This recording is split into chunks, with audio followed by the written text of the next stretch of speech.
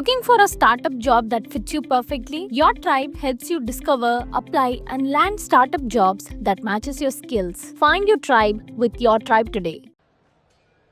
மாண்புமிகு உள்துறை அமைச்சர் அமித்ஷாஜி அவர்களே, என்னுடைய ஊனோடும் உயிரோடும் கலந்துவிட்ட எனது அருமை பாரதிய ஜனதா கட்சியின் செயல் வீரர்களே, அனைவருக்கும் இனிய மாலை வணக்கம்.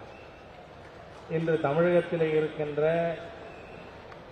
ஊழல், ஊழல், போதை ஆட்சி இன்னமும் 9 மாதங்களிலே வேரோடும் வேரடி மண்ணோடும் கலந்தெறியப்படுவது என்பது யதார்த்தமான உண்மை. ஏனென்று சொன்னால் பித்தம் தலைக்கு ஏறி இருக்கிறது.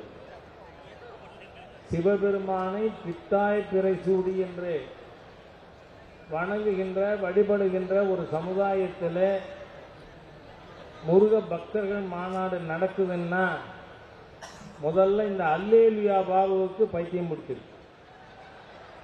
ஏன்னா மனசுக்குள்ள இருக்கிறது தான் வெளியில வரும்.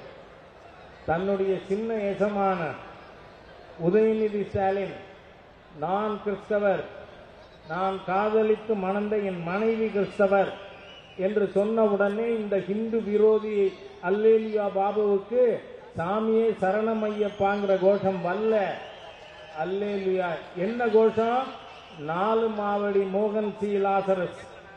எந்த மோகன் சி லாசரஸ் கும்பகோணத்தில் இருக்கின்ற இந்து கோவில்கள் எல்லாம் சாத்தானின் கூடங்கள் என்று சொன்னானோ அந்த மதவெறியன்.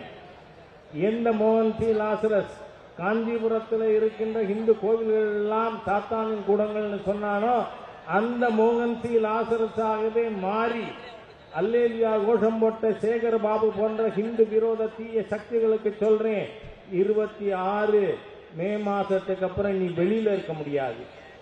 ஆகவே உன்னை சிறையிலே தள்ளும் வரை இந்த 7.5 சனி ஓயாது. அந்த அளவிற்கு ஒரு ஹிந்து விரோத தீய சக்தி ஹிந்து ஆலயங்களை ஆக்கிரமித்துக் கொண்டிருக்கின்ற ஒரு நபர் சொல்றாரு, இங்க நம்முடைய முருக பக்தர்கள் மாநாட்டுக்கு வர்றவர்கள் இந்துக்கள் இல்லையா? பின்ன மதுரையிலே முத்தமிழ் கடவுள் முருகப்பெருமானுக்கு மாநாடுன்னு சொல்லிட்டு அங்க சனாதன ஹிந்து தர்மத்தை டெங்கு போல, மலேரியா போல, கொரோனா போல, கொசுக்களை அழிப்பது போல அழிப்பேன்னு சொன்ன ஹிந்து விரோத தீய சக்தி இந்த தமிழகத்தினுடைய பெரும்பான்மை மக்களின் எதிரி உதயநிதி ஸ்டாலினை கூட்டின் போய் நீ கூட்டம் நடத்தினியே, அது என்ன முருகப்பெருமான் மாநாடா? இந்துக்கள் வாழாதிருந்தால் இந்த சேகர் பாபு போன்ற ஹிந்து விரோத தீய சக்திகள் என்ன வேண்டுமானாலும் பேசுவார்களா?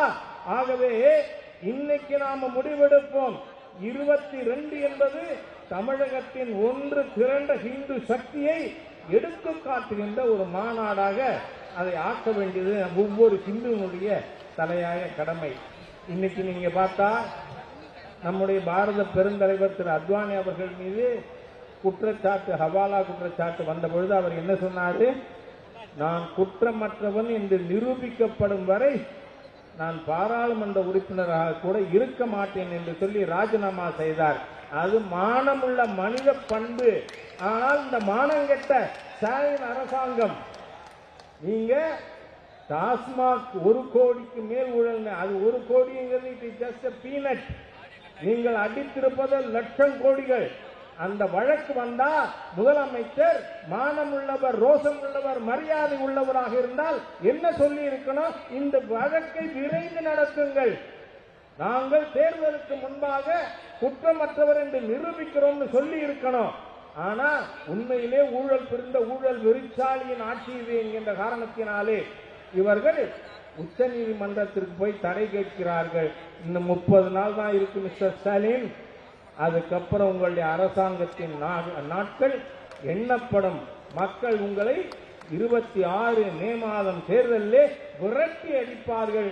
அதற்கான அடிக்கல் நாட்டு விழாதான் இந்த மதுரையிலே நடக்கின்ற இந்த நிர்வாகிகள் கூட்டம் என்று கூறி வார்த்தைகளை நிறைவு செய்கிறேன். வணக்கம்.